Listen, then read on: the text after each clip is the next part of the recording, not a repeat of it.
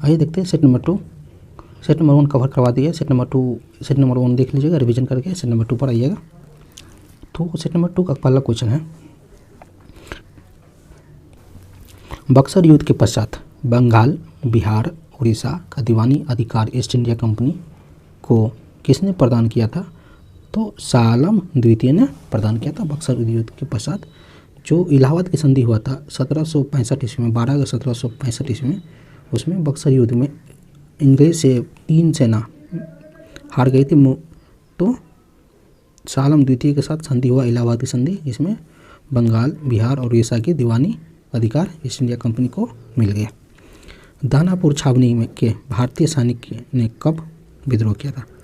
दानापुर छावनी के भारतीय सैनिक ने कब विद्रोह किया था? तो 25 जुलाई 1857 को विद्रोह किया था।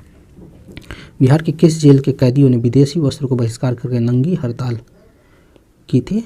तो सहारन छपरा के कैदी ने। कब? तो सिविल डिसोबीडियंट मूवमेंट के टाइम में। बिहार के पहले भारतीय प्रधानमंत्री प्रांतीय सरकार का प्रधान कौन था? तो मोहम्मद यूनुस था बिहार के प्रथम प्रधानमंत्री जो प्रांतीय सरकार की प्रधान था, मोहम्मद यूनुस। 5वां नंबर क्वेश्चन है कि 1934 में कंपनी पटना में स्थापित बिहार सोशलिस्ट पार्टी के अध्यक्ष कौन थे? तो अध्यक्ष थे आचार्य नरेंद्रदीप और सचिव थे जयप्रकाश नारायण। बिहार की पहली हिंदी समाचार पत्र जो 1874 ईस्वी में पटना से प्रकाशित हुआ था, तो इसका था बिहार बंधु। और सर्व हितैषी जो पहले हिंदी समाचार पत्र था जो साप्ताहिक था और सर्व हितैषी पहला हिंदी दैनिक पत्रकार था। 1857 में के क्रांति के समय पटना का कमिश्नर कौन था? तो विलियम टेलर था पटना का कमिश्नर। और पटना में क्रांति 1857 की क्रांति की शुरुआत 3 जुलाई 1857 को हुआ था। किसके नेतृत्व में? तो पीर अली के नेतृत्व में। बिहार के किस स्थान से गांधी जी का अपना प्रथम सत्याग्रह शुरू किया था? तो चंपारण से 1917 ईस्वी में चंपारण से अपना सत्याग्रह की शुरुआत किए थे गांधी जी। 1912 ईस्वी में भारतीय राष्ट्रीय कांग्रेस के बांकीपुर अधिवेशन का अध्यक्ष किसने किया था? तो 1912 ईस्वी में भारतीय कांग्रेस अधिवेशन के बांकीपुर में अध्यक्ष RN माधोलकर ने किया था। और 1922 ईस्वी में CR दास ने किया था, जो गया में सेशन हुआ था। बिहार प्रांतीय सम्मेलन का पहला अधिवेशन 1908 ईस्वी में कहाँ हुआ था? तो भागलपुर में पहला अधिवेशन हुआ था। 1909 ईस्वी पटना में पहला अधिवेशन हुआ था और भागलपुर में सेकेंड अधिवेशन हुआ था। कब? तो 1909 ईस्वी में। इसके अध्यक्ष कौन थे? हसन इमाम अध्यक्ष थे। बख्तियार खिलजी के आक्रमण किस पाल वंश ये शासक के कार्यकाल में हुआ था? तो इंद्रधुमन पाल के समय में बख्तियार खिलजी का आक्रमण पाल हुआ था। इल्तुतमिश ने किस से पराजित कर बिहार का अधिकार प्राप्त किया था? तो इल्तुतमिश ने हिसामुद्दीन ऐवाज को पराजित कर बिहार पर अधिकार प्राप्त किया था। हिसामुद्दीन ऐवाज ने बिना लड़े स्वाधीनता का स्वीकार कर लिया था इल्तुतमिश की। बिहार के अंतिम अफगान सुल्तान कौन था? तो दाऊद खां कुर्रानी बिहार के अंतिम अफगान सुल्तान थे। आईन अकबरी के अनुसार बिहार कितने सूबों या सरकार का विभक्त था? तो आईन अकबरी के अनुसार बिहार 7 सूबों या सरकार में विभक्त था। इसमें था बिहार, मुंगेर, रोहतास, तिरहुत। बिहार विद्यापीठ का उद्घाटन कब हुआ था? तो 6 फरवरी 1921 ईस्वी में महात्मा गांधी ने बिहार विद्यापीठ की उद्घाटन किया था। बिहार के विदेह राज्य में आर्यों के आगमन का तथा निवास का साक्ष्य किस ग्रंथ से मिलता है? तो शतपथ ब्राह्मण से मिलता है। भारत में 16 महाजनपदों में से कितने महाजनपद वर्तमान बिहार में स्थित है? तो 3, वज्जी, अंग और मगध। 18 नंबर क्वेश्चन है कि मगध साम्राज्य का उत्कर्ष किस शासक के समय शुरू हुआ था? तो मगध साम्राज्य का उत्कर्ष बिंबिसार के समय हुआ था। मौर्य काल के समय मुद्रा किस नाम से जाना जाता था? तो मौर्य काल के समय मुद्रा पन्न नाम से जाना जाता था। गार्गी संहिता में पाटलिपुत्र पर यमनों का आक्रमण का उल्लेख है। यह आक्रमण किसके शासनकाल में हुआ था? तो पुष्यमित्र शुंग के शासनकाल में हुआ था।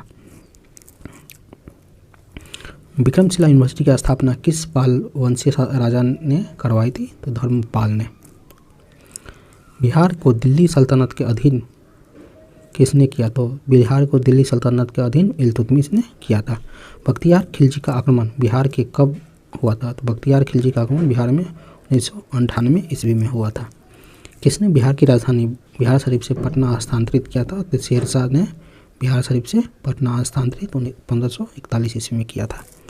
बिहार छात्र परिषद का गठन किसके द्वारा किया था? तो बिहार छात्र परिषद का गठन डॉक्टर राजेंद्र प्रसाद द्वारा 1906 ईस्वी में किया गया था। निम्नलिखित में से कौन बिहार के मुख्य खाद्यान्न फसल है? तो बिहार के मुख्य खाद्यान्न फसल चावल, गेहूँ, मक्का है। 27 नंबर क्वेश्चन है, घोघा झील बिहार के किस जिले में स्थित है? तो घोघा झील बिहार के कटिहार जिले में स्थित है। इसको कम्युनिटी रिजर्वायर भी कहा जाता है।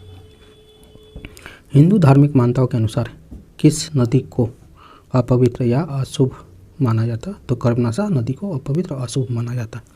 बिहार का कुल क्षेत्रफल कितना है? तो बिहार का कुल क्षेत्रफल 94,163 किलोमीटर स्क्वायर किलोमीटर है। बिहार के किस क्षेत्र में विंध्य चट्टान पाया जाता है? तो दक्षिण पश्चिम के क्षेत्र में विंध्य चट्टान पाया जाता है, जो दक्षिण पश्चिम में रोहतास और कैमूर जिला आता है, और दक्षिण पूर्व में धारवाड़ क्रम की चट्टान पाया जाता है। निम्न में से किस प्रकार की मिट्टी में कॉपर की बहुलता पाई जाती है? तो पुरानी जलोढ़ मिट्टी में कॉपर की बहुलता पाया जाता है। बिहार में लौटता मानसून का प्रारंभ अक्टूबर के मध्य में होता है। रिटेटिव मानसून का प्रारंभ अक्टूबर के मध्य में होता है। 33 नंबर क्वेश्चन है कि निम्नलिखित में किस नदी को नारायणी तथा सदानीरा के नाम से जाना जाता है? तो गंडक नदी को नारायणी या सदानीरा के नाम से जाना जाता है। निम्नलिखित में से कौन सी फसल सर्वाधिक क्षेत्र में बोई जाती है? तो बिहार में चावल सर्वाधिक क्षेत्र में बोई जाती है। उदयपुर वन्य अभयारण्य बिहार के किस जिले में? तो उदयपुर वन्य अभयारण्य पश्चिम चंपारण में। वाल्मीकि राष्ट्रीय उद्यान को किस वर्ष प्रोजेक्ट टाइगर के अंतर्गत शामिल किया गया था? तो 1991 ईस्वी में वाल्मीकि टाइगर को प्रोजेक्ट टाइगर के अंतर्गत शामिल किया गया था। दलदली मिट्टी की बहुलता बिहार के किन क्षेत्रों में पाई जाती है? तो इसको पिटमेंट सॉइल भी कहा जाता है दलदली मूवी को। तो किशनगंज सुपौल में पाई जाती है। उपयुक्त में से एक से अधिक आंसर होगा।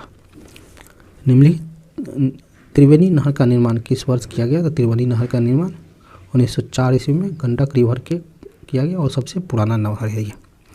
बिहार के किस जिले में सर्वाधिक चूना पत्थर पाया जाता है? तो रोहतास में सर्वाधिक चूना पत्थर पाया जाता है।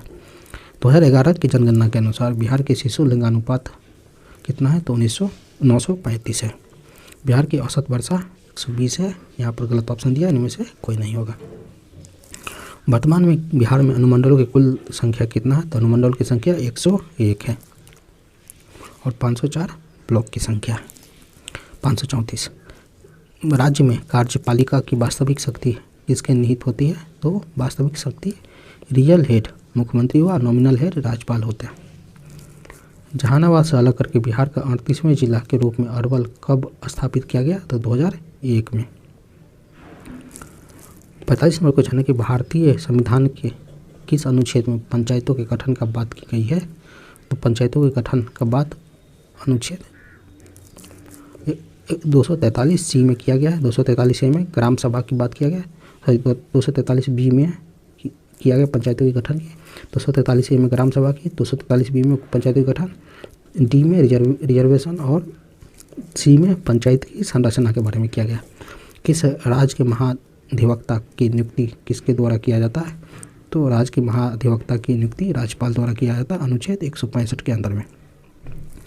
बिहार में जब पहली बार राष्ट्रपति शासन लागू किया गया उस समय बिहार के राज्यपाल कौन थे? तो नित्यानंद कानून गो थे। बिहार के राजकीय पक्षी क्या है? तो बिहार की राजकीय पक्षी गोरैया है। जिस समय बिहार में राष्ट्रपति शासन लागू किया गया पहली बार उस समय भोला पासवान सीएम थे। ग्राम पंचायत का प्रधान कौन होता है? तो मुखिया होते हैं। किस राज्य के राज्यपाल को नियुक्ति करने के लिए अधिकार है?